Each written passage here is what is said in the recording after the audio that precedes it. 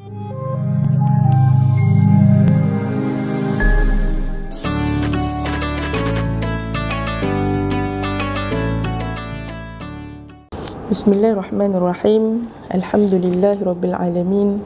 Wassalatu wassalamu ala Rasulillah wa ala alihi wa sahbihi ajma'in. Qala rabbi shrah li sadri wa yassir li amri wahlul 'uqdatam min lisani yafqahu qawli. Amma ba'd. Assalamualaikum warahmatullahi wabarakatuh. Alhamdulillah, hari ini kita diberi peluang untuk bersama dalam satu lagi siri bicara kitab bagi tahun 2022, yang mana untuk pengetahuan sidang penonton yang baru menonton siri kita pada hari ini, bicara kitab ini adalah mengenengahkan berkenaan tentang perkongsian ilmiah daripada pelbagai ilmuwan yang terdiri daripada staf di kitab sendiri ataupun daripada dalam dan luar kitab, di dalam ataupun di luar bidang masing-masing berkenaan perkongsian ilmu. Sidang hadirin yang dihormati sekalian, insya-Allah pada hari ini saya diamanahkan untuk berkongsi, saya panggil sebagai dalam bentuk tazkirah, peringatan diri khususnya buat diri saya sendiri, dan mungkin juga peringatan kepada sidang penonton yang dikasihi sekalian. Tajuk yang diamanahkan pada saya adalah berkenaan tentang hijrah, yang ibrah buat diri ataupun peringatan buat diri. Sebelum kita pergi dengan lebih jauh, kita sedia maklum bahawa maksud hijrah ataupun istilah hijrah itu sendiri, kita dapat tahu bahawa boleh pandang daripada dua sudut, iaitu dari sudut zahir dan juga dari sudut maknawinya. Jadi sebelum kita nak membicarakan perjalanan hijrah yang seperti yang kita telah maklum sejak dulu lagi tentang perjalanan kisah hijrah Rasulullah sallallahu alaihi wasallam dan para sahabat daripada Mekah ke Madinah, sebelum kita nak menelusuri sejarah tersebut, kita lihat dulu definisi hijrah. Dari sudut bahasa, hijrah adalah perpindahan dari satu tempat ke tempat yang lain, yang mana yang merupakan pergerakan fizikal lah. Dari satu tempat pindah dari satu tempat ke tempat yang lain. Kemudian Rasulullah sallallahu alaihi wasallam menukar makna fizikal tadi ni kepada makna maknawi, seperti sabdanya yang bermaksud orang yang berhijrah itu adalah dengan meninggalkan larangan Allah Subhanahu wa taala. Dari segi istilah, apakah yang dapat difahami daripada istilah maksud hijrah itu adalah berpindahnya Rasulullah sallallahu alaihi wasallam dan para sahabat daripada Mekah menuju ke Madinah. Perpindahan ini bukanlah kerana semata-mata kerana agama, dan bukan juga kerana keuntungan duniawi semata. Dari segi istilah yang lain pula dikatakan bahawa penghijrahan itu adalah perpindahan daripada negeri kufur ke negeri Islam, yang mana jika niat dia itu adalah kerana Allah, maka hijrah dia itu adalah termasuk dalam hijrah syarak. Ibnu Rajab Al-Hambali juga mengatakan bahawa asal kepada perkataan hijrah ini adalah meninggalkan negara syirik dan berpindah ke negara Islam, seperti mana yang telah dilakukan oleh para muhajirin sebelum ini yang berhijrah sebelum pembukaan Mekah ke Madinah. Baik, kita terus kepada pembahagian hijrah. Dalam kitab Al-Mawsu'ah Al-Fiqhiyah membahagikan hijrah kepada beberapa jenis, yang mana dinyatakan oleh Ibnu Ad-Daqiq, yang menyatakan nama perkataan hijrah itu diberi kepada beberapa bahagian ataupun perkara. Yang pertama, hijrah pertama adalah hijrah ke Habsyah ketika mana golongan kufar menyakiti para sahabat. Hijrah yang kedua hijrah yang daripada Mekah ke Madinah.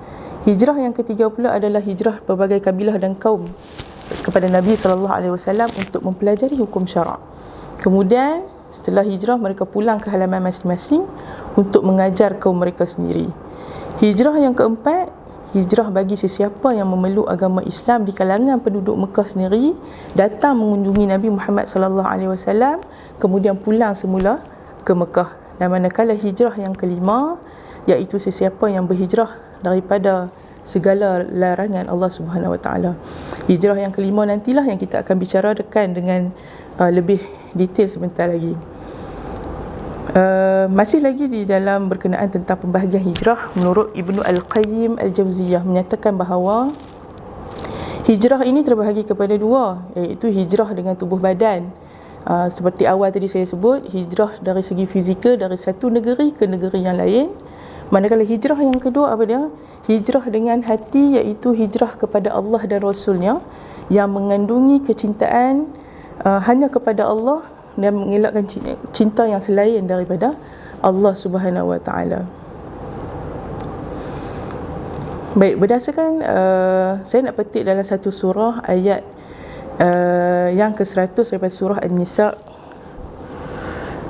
Firman Allah Subhanahu Wa Taala yang bermaksud, dan sesiapa yang berhijrah pada jalan Allah untuk membela dan menegakkan Islam, nescaya dia akan dapati di muka bumi ini tempat berhijrah yang banyak dan rezeki yang makmur. Dan sesiapa yang keluar dengan rumahnya dengan tujuan berhijrah kepada Allah dan Rasulnya, kemudian ia mati dalam perjalanan, maka sesungguhnya telah tetap pahala hijrah di sisi Allah. Dan ingatlah, Allah Maha Pengampun lagi Maha Mengasihani. Daripada surah An-Nisa yang saya bacakan mafhumnya sebentar tadi, ayat yang 100 tadi menunjukkan bahawa hijrah tadi terdapat dua maksud, iaitu hijrah yang bermaksud daripada segi fizikalnya tadi, perpindahan daripada satu tempat ke tempat yang lain demi untuk menyelamatkan diri. Manakala maksud yang kedua, yang ni ibrah yang kita nak ambil, iaitu hijrah daripada sudut rohani, iaitu berpindah daripada kekurangan kepada kesempurnaan demi semata-mata mendapatkan keridaan Allah Subhanahu Wa Taala. Jadi kedua-dua maksud ini adalah maksud yang terpadu kukuh dalam maksud konsep hijrah yang dibawa oleh Nabi Muhammad sallallahu alaihi wasallam. Bahkan hijrah yang dilakukan ini oleh para sahabat Rasul yang terdahulu juga dalam melaksanakan perintah Tuhan. Firman Allah Subhanahu Wa Taala dalam surah Al-Ankabut ayat 26 yang membawa maksud, setelah itu Lut beriman kepadanya, dan Nabi Ibrahim pun berkata, aku hendak berhijrah kepada Tuhanku, sesungguhnya dialah jua yang maha berkuasa lagi maha bijaksana. Jadi berdasarkan ayat ini membawa maksud bahawa hijrah bukan saja satu usaha untuk menyelamatkan diri daripada musuh, seperti mana Rasulullah nak selamatkan diri dia daripada musuh, tetapi ia merupakan satu komitmen kita untuk melaksanakan perintah Allah sekalipun jiwa kita terasa berat untuk melaksanakannya. Sidang penonton yang dihormati sekalian, inilah peringkat yang paling tinggi dalam hijrah, yang mana orang yang melakukan hijrah kerana Allah Subhanahu Wa Taala ini dijanjikan kesenangan di dunia bahkan di akhirat, berbanding dengan orang yang melakukannya atas alasan-alasan tertentu ataupun atas alasan-alasan peribadi. Saya nak kongsikan satu hadis yang sangat masyhur berkenaan tentang hijrah daripada Amirul Mukminin Umar bin Al-Khattab radhiyallahu anhu, bahawa beliau mendengar Rasulullah sallallahu alaihi wasallam bersabda. Baik, kata Nabi, innamal a'malu binniyat, semua amalan ini bergantung pada niatnya. Wa innama likulli imri'in ma nawa, dan bagi setiap orang bergantung apa yang diniatkannya. Faman kanat hijratuhu ila Allah wa rasulih, barang siapa yang niat hijrahnya itu kepada Allah dan Rasulnya, fa hijratuhu ila Allah wa rasulih, maka balasan hijrahnya itu adalah kepada Allah dan Rasulnya. Wa man kanat hijratuhu lidunya yusibuha, dan barang siapa yang niat hijrahnya kerana dunia yang ingin digapainya, awi mara'ata yankihuha, ataupun kerana seorang perempuan yang ingin dinikahinya, fa hijratuhu ila ma hajara ilaihi, maka balasan hijrahnya adalah kepada apa yang diniatkan. Ini satu hadis yang sangat masyhur berkenaan tentang setiap amalan kita ini adalah bergantung kepada niat yang dilakukan, yang mana sebenarnya cerita hadis ini adalah berkenaan tentang penghijrahan. Jika niat hijrah kita itu adalah kerana Allah dan Rasul, maka dapatlah balasannya ataupun ganjarannya, hijrahnya itu adalah kembali kepada Allah dan hanya kerana Allah dan juga Rasul. Daripada sudut hakikat hijrah, apa yang dikatakan dengan hijrah? Hijrah ialah memisahkan diri daripada apa yang dibenci oleh Allah Subhanahu Wa Taala, berdasarkan satu hadis yang juga sangat masyhur, diperkatakan hadis riwayat Al-Bukhari, wal muhajiru man hajara ma nahallahu anhu, dan orang yang berhijrah itu adalah orang yang meninggalkan apa yang dilarangkan oleh Allah Subhanahu Wa Taala daripada dia melakukannya. Itu adalah maksud penghijrahan yang sebenar. Begitu juga didatangkan juga dalam sebuah hadis Rasulullah sallallahu alaihi wasallam bersabda, la tanqati'u al-hijrah hatta tanqati'u at-taubah wa la tanqati'u at-taubah hatta tatlu'a asy-syamsu min maghribiha. Apa maksudnya? Hijrah tidaklah terputus sehinggalah taubat tu terputus, dan taubat tidak terputus sehinggalah matahari terbit dari sebelah barat. Jadi hadis ini menjelaskan bahawa hijrah yang dimaksudkan itu adalah membawa makna yang lebih umum, iaitu hijrah daripada kemaksiatan kepada taubat. Sidang penonton yang dirahmati Allah sekalian, saya ingin membawa satu kisah yang telah lama pun kita dengar, cumanya sekadar kita nak imbau kembali perjalanan hijrah Rasulullah sallallahu alaihi wasallam, hanya sebahagian kisah bagaimana perjalanan Rasulullah daripada rumah sehinggalah ke Gua Thur. Diriwayatkan bahawa Rasulullah sallallahu alaihi wasallam meninggalkan rumah pada malam 27 Safar pada tahun 14 kenabian, yang mana beliau atau baginda ketika itu menuju ke rumah sahabat baginda, iaitu Abu Bakar radhiyallahu anhu. Kemudian mereka berdua ini meninggalkan rumah Abu Bakar daripada pintu belakang untuk keluar dengan kadar segera daripada Mekah sebelum fajar menyingsing. Jadi Nabi Muhammad sallallahu alaihi wasallam ketika itu menyedari bahawa orang-orang Quraisy ni sangat berusaha keras mencari baginda, dan ketika itu jalan yang menjadi tumpuan, jalan utama adalah untuk ke Madinah itu adalah menuju ke utara. Tetapi baginda melalui jalan yang bertentangan, iaitu jalan yang terletak di selatan Mekah dan menuju ke arah Yaman. Baginda merintasi jalan ini sejauh lebih kurang 5 batu sehinggalah sampai ke sebuah bukit yang dikenali sebagai Bukit Thur. Dan bukit ini dikatakan juga mempunyai batu-batu yang agak keras, sehingga kan menyukarkan perjalanan Rasulullah untuk mendaki bukit tersebut, dan dikabarkan sehingga kaki baginda melecet ketika mendaki bukit tersebut. Dan dikatakan juga Rasulullah ketika itu sengaja mendaki dengan menggunakan hujung tapak kaki baginda demi menghilangkan jejak langkah beliau, untuk menghilangkan kesan tapak kaki beliau lah di tanah tersebut. Jadi disebabkan kaki Rasulullah ketika itu melecet, maka Abu Bakar radhiyallahu an memapah baginda dengan bersusah payah sehinggalah sampai ke puncak Bukit Thur, ke puncak bukit yang mana terdapat sebuah gua di situ, yang mana kita juga tahu gua itu dikenali sebagai Gua Thur. Baik, ketika sampai di Gua Thur, ketika nak masuk dalam pintu gua itu, Abu Bakar radhiyallahu anhu berkata, demi Allah, janganlah engkau masuk wahai Rasulullah ke dalam tu, melainkan aku yang masuk terlebih dahulu. Sekiranya ada apa-apa bahaya, biar aku yang menanggungnya, asalkan bukan kamu ya Rasulullah. Nampak betapa Abu Bakar ni dia nak menjaga Rasulullah sallallahu alaihi wasallam. Jadi ketika Abu Bakar masuk ke dalam Gua Thur tersebut, jadi beliau pun menguis-nguislah kakinya, dan beliau mendapati bahawa terdapat satu lubang dalam gua tersebut, lalu dikoyakkan kainnya untuk menutupi lubang tersebut. Kemudian bila dia masuk tu, dia dapati ada lagi lubang, maka digunakan pula dua kakinya itu untuk menutupi lubang tersebut.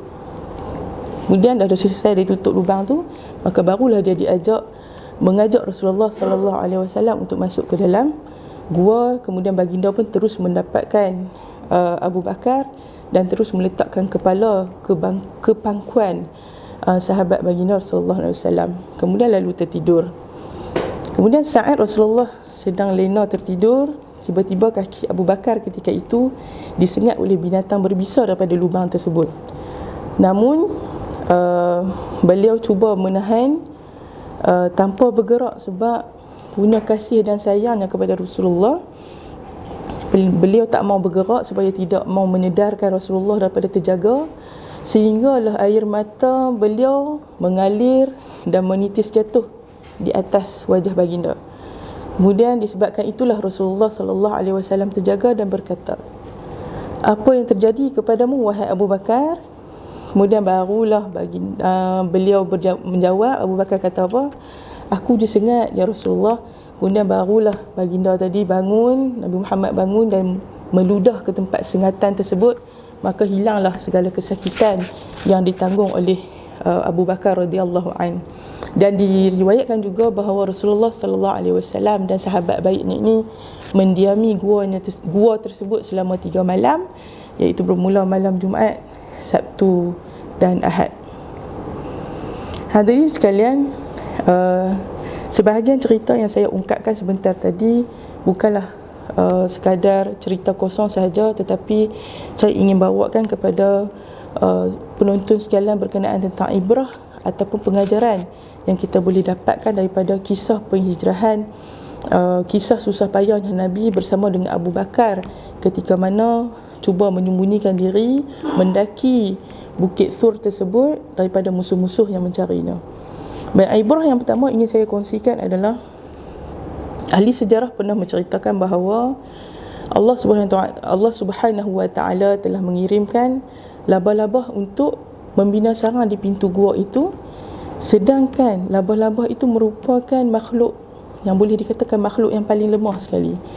Jadi nak menunjukkan bahawa betapa Allah itu kasih akan hamba-Nya. Allah dia tak perang hamba dia dengan secara keadaan yang berat, tapi cukuplah dia membawa makhluk yang paling lemah sekali, iaitu sekadar labah-labah, dengan menggunakan sarang dia saja demi menutup gua tersebut dan nak lindung baginda Rasulullah sallallahu alaihi wasallam juga. Kemudian ada juga sebahagian ahli sejarah yang lain menyatakan bahawa terdapat burung merpati bertelur di depan pintu gua tersebut. Jadi disebabkan adanya burung merpati di hadapan pintu gua, disebabkan itulah orang-orang kafir percaya bahawa mustahil baginda dan juga Abu Bakar bersembunyi di dalam gua tersebut. Baik, ibrah yang ketiga adalah berkenaan strategi yang diatur oleh Rasulullah sallallahu alaihi wasallam berserta dengan Abu Bakar, yang mana strategi yang diatur itu sehingga berjayanya misi hijrah mereka itu. Dan begitu juga strategi yang mana Rasulullah sallallahu alaihi wasallam sengaja menukar perjalanan ke gua tersebut demi mengalih pandangan musuh-musuh yang mencarinya. Ibrah yang seterusnya adalah berkenaan tentang pemilihan gua, tempat berselindung demi menyembunyikan diri. Boleh juga kita ambil pengajaran di situ bahawa untuk mengingatkan diri kita bahawa sifat fitrah manusia adalah hanya berbumbungkan gua sebagai tempat tinggal di peringkat awal dulu. Okey, jadi begitu juga peristiwa turunnya wahyu dulu juga berasal daripada gua, dan gua juga yang menjadi penyelamat dalam misi hijrah Rasul sallallahu alaihi wasallam. Baik, apa lagi ibrah ataupun pengajaran yang kita boleh dapat? Satu benda yang sangat saya tertarik tentang kisah penghijrahan Rasul bersama sahabat baik dia tadi adalah ibrah berkenaan tentang pentingnya mencari sahabat sejati. Tuan-tuan, puan-puan, amatlah sukar untuk kita mendapat sahabat sejati seperti mana Abu Bakar radhiyallahu an yang sanggup menanggung sakit demi melindungi sahabat baiknya baginda sallallahu alaihi wasallam. Jadi tuan-tuan, sahabat yang sejati ini adalah sangat sukar dicari. Tetapi kalau kita dapat, semua kerja yang payah pun mesti akan dimudahkan disebabkan oleh sokongan dan bimbingan daripada sahabat sejati tadi. Sahabat sejati adalah yang memandu rakannya ke arah kentaatan dan juga kebaikan yang bermatlamatkan bukan sahaja kesenangan di dunia, tetapi biarlah berkekalan sama-sama masuk syurga di akhirat kelak. Selain itu, kasih sayang Abu Bakar radhiyallahu anhu dan kecintaannya kepada Nabi Muhammad sallallahu alaihi wasallam sehingga kan beliau sanggup menggadai harta bahkan nyawanya demi mempertahankan baginda sallallahu alaihi wasallam. Begitu juga dengan keberanian baginda ketika keberanian beliau ketika masuk ke dalam gua, sekalipun diri sendiri rasa bimbang tentang kemungkinan yang bakal terjadi. Baik, itu ibrah yang saya rasa boleh menjentik hati-hati kita untuk memilih sahabat yang terbaik, yang bukan saja untuk kesenangan di dunia, bahkan untuk kebahagiaan di akhirat kelak. Baik, daripada cerita penghijrahan yang saya bawakan sebentar tadi, jelas menunjukkan kepada kita bahawa hijrah ini mempunyai pelbagai kelebihan yang tiada tandingan dan bandingannya. Antara perkara yang kita boleh perhalusi dan kita boleh bermuhasabah dalam nak menyemarakkan semangat kita ni lagi, daripada semangat hijrah ni, apa benda yang kita boleh ambil adalah niat ataupun nawaitu kita, bagaimana kita nak mentahqiqkan rasa ubudiyah yang mutlak hanya kepada Allah Subhanahu wa ta'ala dalam kehidupan ini.